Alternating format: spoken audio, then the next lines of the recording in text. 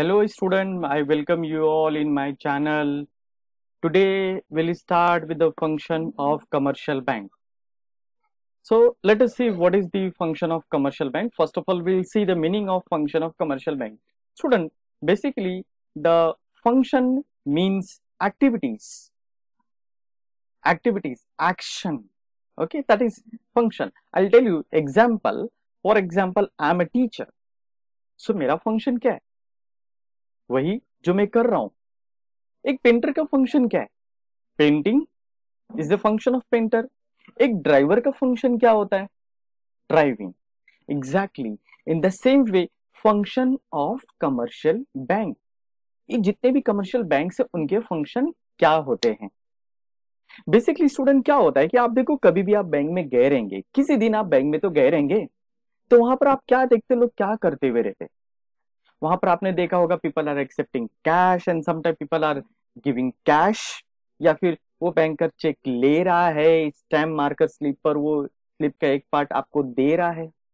तो क्या बैंक के सिर्फ इतने ही काम होते हैं? No student, bank performs much and more things. So today will see those things जो कि हमें पता नहीं, जो कि दिखता नहीं है. So today we'll see the function of commercial bank.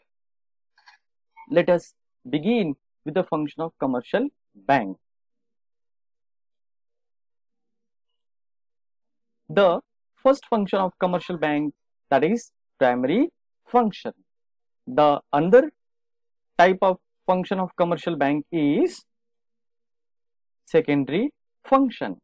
So basically these two are the main type of commercial bank. Student, primary function ये वो फंक्शन है जो कि हर बैंक को परफॉर्म करता है. Every bank performs primary function.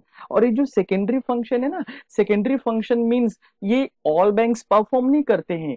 कोई selective banks like big banks only perform secondary function.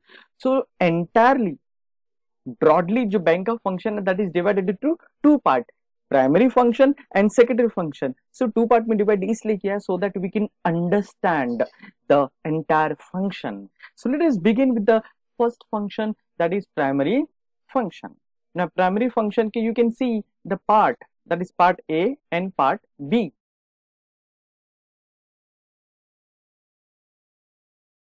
Let us begin with the primary function, that is part A is accepting deposit and part B is granting loans and advances. Accepting deposit का मतलब क्या होता है?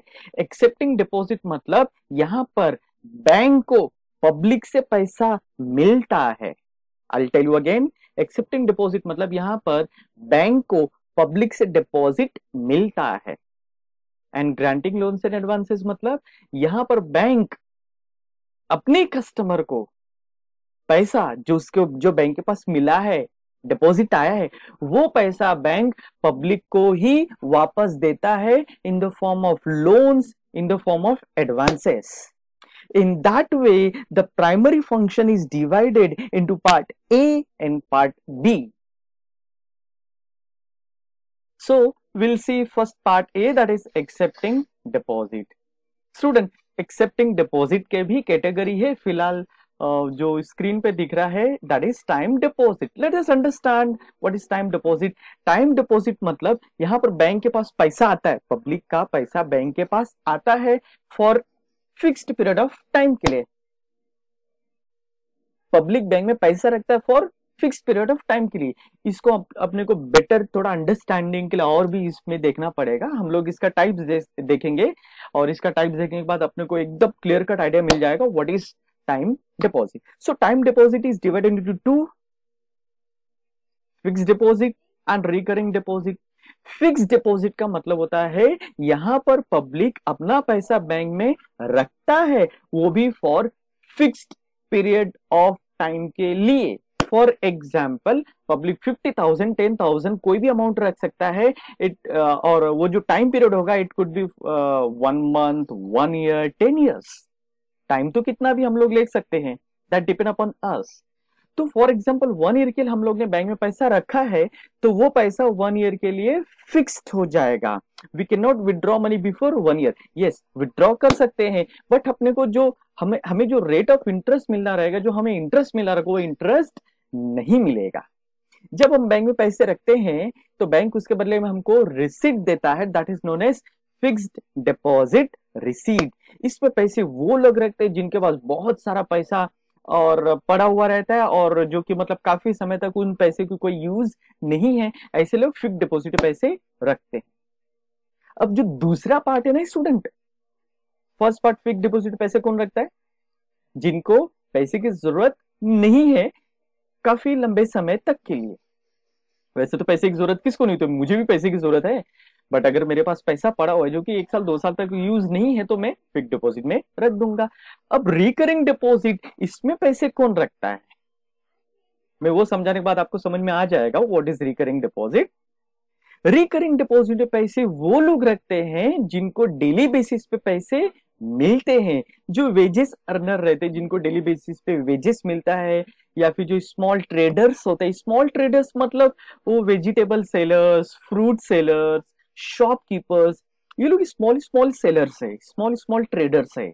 ऐसे traders को भी पैसे save करने के लिए, ऐसे ट्रेडर्स अपने पैसे को सेव करने के लिए बैंक में रिकरिंग डिपॉजिट अकाउंट ओपन करते हैं, और इस अकाउंट में डेली बेसिस पे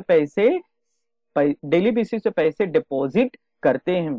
100 रुपीज भी डिपॉजिट कर सकते हैं, 50 रुपीज, 500, जितना चाहे डिपॉजिट कर सकते हैं, बट डेली बेसिस पे पैसे सबमिट कर सकते हैं। इसमें लॉक इन पीरियड होता है 6 मंथ्स। 6 मंथ्स के बाद कभी भी पैसे विड्रॉ कर सकते हैं। लॉक इन पीरियड होता है 6 मंथ, और 6 मंथ के बाद कभी भी पैसे विड्रॉ कर सकते हैं।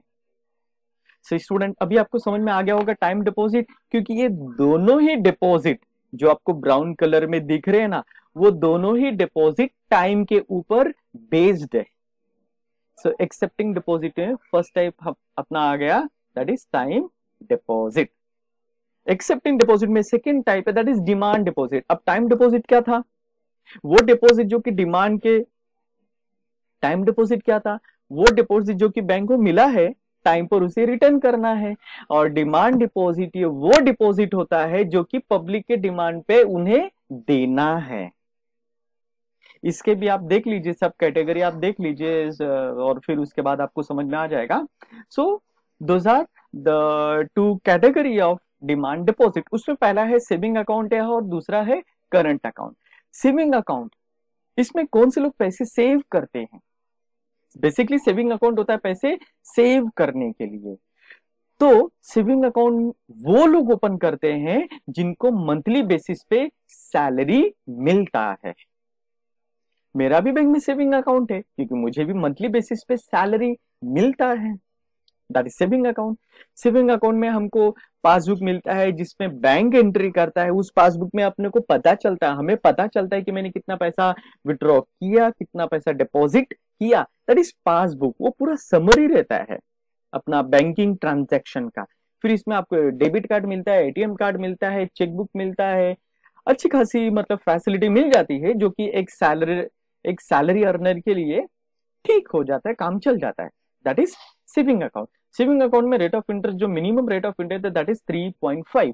अब कैसे, आज का तो कॉम्पिटिटिव का जमाना है, सारे बैंक कस्टमर को अट्रैक्ट करना चाहते हैं, तो कुछ बैंक है ना थोड़े ज्यादा रेट ऑफ इंटरेस्ट प्रोवाइड करते हैं। फॉर एग्जाम्पल कोटक महिंद्रा है ना 6.5% इंटरेस्ट देता है। Second one is current account. Student, current account ये वो लोग ओपन करते हैं जिनके बिजनेस है। अगर आपका बिजनेस नहीं है तो आप करंट अकाउंट ओपन नहीं कर सकते। तो बिजनेसमैन लोगों के लिए करंट अकाउंट, देखो जितने भी टाइप्स ऑफ अकाउंट है, चाहे फिक्स्ड डिपॉजिट होने दो, रिकरिंग होने दो, सेविंग अकाउंट होने दो, या फिर करंट अकाउंट होने दो, हर अकाउंट का एक स्पेशल फीचर है। जिसको जैसी जरूरत होगी वो वैसा अकाउंट बैंक में ओपन करेगा। So let me start with the current account. Current account, जैसे कि मैंने बताया कि करंट अकाउंट बिजनेसमैन लोग ही ओपन करते हैं। इसमें इंटरेस्ट आपको कुछ भी नहीं मिलता है, बट इसमें बहुत सारे फैसिलिटीज मिलते हैं जो कि बिजनेस में जरूरत होती है। इसमें सेविंग अकाउंट की तरह आपको चेकबुक मिलता है, बट सेविंग अकाउंट की तरह करंट अकाउंट में, मैं करंट अकाउंट की बात कर रहा हूं, करंट अकाउंट में सेविंग अकाउंट की तरह पासबुक नहीं मिलता है। पासबुक के जगह पर बैंक स्टेटमेंट मिलता है। वो स्टेटमेंट में पूरा बैंकिंग समरी होता है। बैंकिंग समरी मतलब बैंकिंग ट्रांजैक्शन के समरी होते हैं, वो मिलता है। और बहुत सारी फैसिलिटीज मिलती है, लाइक ओवरड्राफ्ट फैसिलिटी मिलती है। ओवरड्राफ्ट एक तरह का लोन है जो कि सिर्फ और सिर्फ करंट अकाउंट होल्डर को ही मिलता है। So in this way student we have done accepting deposit. Now proceed for the next, that is granting loans and advances.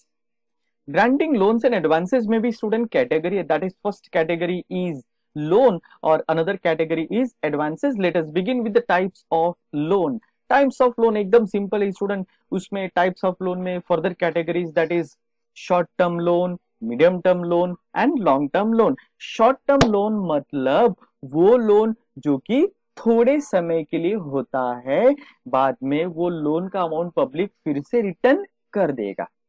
Medium term मतलब फॉर एग्जांपल वो थोड़े से कम समय, थोड़े से ज्यादा समय के लिए होता है, फॉर एग्जांपल 1 ईयर 2 ईयर, ये मीडियम टर्म हो गया। और लॉन्ग टर्म मतलब 5 ईयर्स 8 ईयर्स 9 ईयर्स 10 ईयर्स, ये लॉन्ग टर्म हो गया। तो शॉर्ट टर्म मतलब कम समय के लिए, लॉन्ग टर्म मतलब ज्यादा समय के लिए बैंक पब्लिक को लोन देता है। So these are types of loans. Advances का भी हम लोग देख लेंगे, वेरी इजी। सो एडवांसेस का फर्स्ट टाइप है कैश क्रेडिट। कैश क्रेडिट एक नॉर्मल लोन की तरह है। इसमें certain amount of loan is credited to the borrower's account, और बोरोवर जितना अमाउंट यूज करेगा बैंक उतना इंटरेस्ट ही पब्लिक को चार्ज करेगा, दैट इज कैश क्रेडिट। और सेकेंड है ये ओवरड्राफ्ट, तो मैंने ऑलरेडी बता दिया, ये करंट अकाउंट होल्डर को ही मिलता है। और इसमें finally the type is discounting of bills of exchange. वैसे तो बिल्स ऑफ एक्सचेंज आपको बीके में तो पता चल ही गया होगा, फिर भी मैं बता देता हूं in short. Bill of exchange is the promissory note, मतलब मुझे आपको पैसे देने हैं, क्या ये बोलने से काम चल जाएगा? मैंने आज कहा कि मैं आपको इतने पैसे फ्यूचर में दूंगा, मैंने आपसे क्रेडिट में गुड्स लिया 10,000 का, तो मैं 10,000 रुपीज फ्यूचर में आपको दूंगा। बट अगर फ्यूचर में मैंने ऐसा बोल दिया तो मैंने आपको कुछ पैसे देने के लिए प्रॉमिस किया ही नहीं। तो इसमें सिस्टम ऐसा है ना student, I tell you the system इसमें ऐसा है कि मैं आपको एक नोट लिख कर दूंगा, उस नोट पे मैं प्रॉमिस करूंगा कि मैं certain sum of amount so and so date को आपको मैं रिटर्न करूंगा। इस डॉक्यूमेंट को बोलते हैं बिल्स ऑफ एक्सचेंज। इसी बिल्स ऑफ एक्सचेंज को हम लोग बैंक में डिस्काउंट भी करवा सकते हैं। एग्जाम्पल 5,000 का बिल है, डिस्काउंट कराओ, बैंक थोड़ा अमाउंट कट करके आपको पैसे देगा। इट कुड बी 5,000 का बिल है तो बैंक आपको पैसा 4,500 दे सकता है, 4,750 भी दे सकता है, 4,800 भी दे सकता है, depends upon banking policy.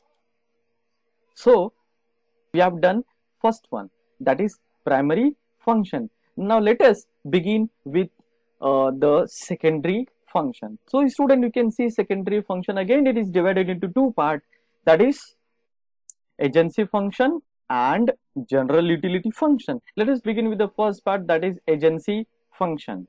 So agency function का हम लोग देखेंगे student। agency function में the first function is periodical collection, periodic collection and payments।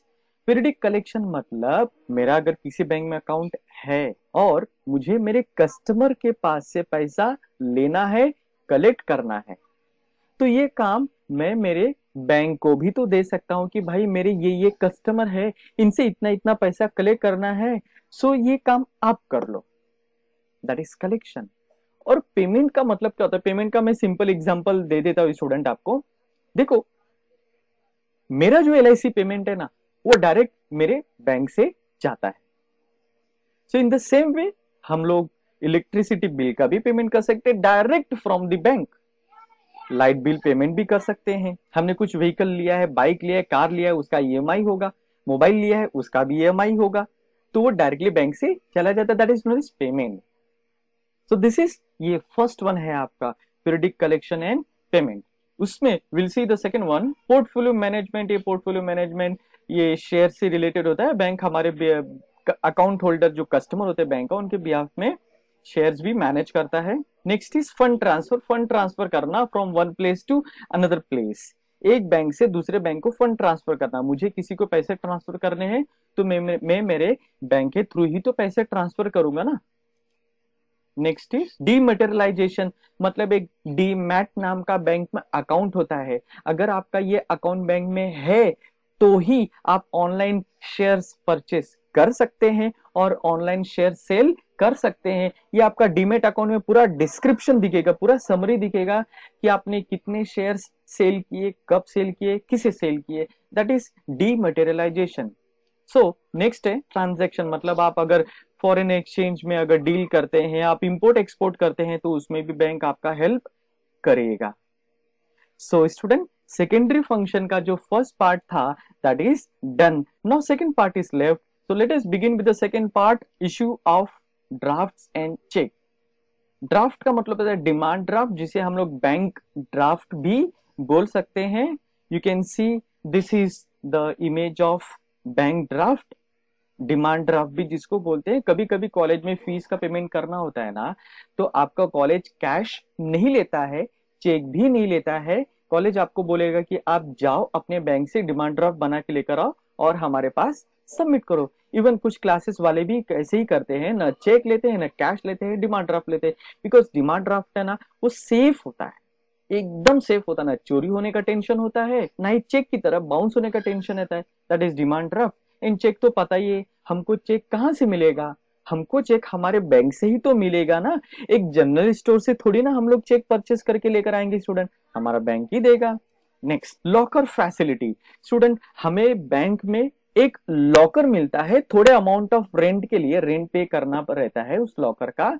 Locker simple locker रहता है, जैसा आपके घर में लॉकर होता है, अपने अपने कॉलेज में अपने टीचर्स के लॉकर देखे रहेंगे, सेम एग्जैक्टली उसी तरह का लॉकर होता है जिसके लिए थोड़े बहुत रेंट पे करने होते हैं। Project report. प्रोजेक्ट रिपोर्ट मतलब अगर आपका बिजनेस में कुछ प्रोजेक्ट है या कोई भी प्रोजेक्ट है तो उसमें भी बैंक आपका हेल्प करता है। फिर इसमें नेक्स्ट है गिफ्ट चेक। स्टूडेंट, कभी कभी देखो गिफ्ट में आप लोगों को कैश देते, जब भी आपको किसी को गिफ्ट देना है आप वो चेक दे दो, गिफ्ट चेक दे दो। Under writing of shares, under writing का मतलब होता है गारंटी लेना। तो कुछ बैंक ऐसे रहते हैं वो गारंटी लेते हैं आपका शेयर्स को सेल करने के लिए, वो शेयर्स बैंक परचेस करेगा। ऐसे कुछ बैंक्स होते हैं जो कि ये गारंटी लेते हैं। Gold related services, gold purchase करने हैं, सेल करने हैं तो उसमें भी बैंक आपका हेल्प करेगा। So student, that green one was done already and now we have done this one blue color ka, that is primary function and this is secondary function. Now ये दोनों ही हमारा हो गया है। So student, thank you very much for watching this video.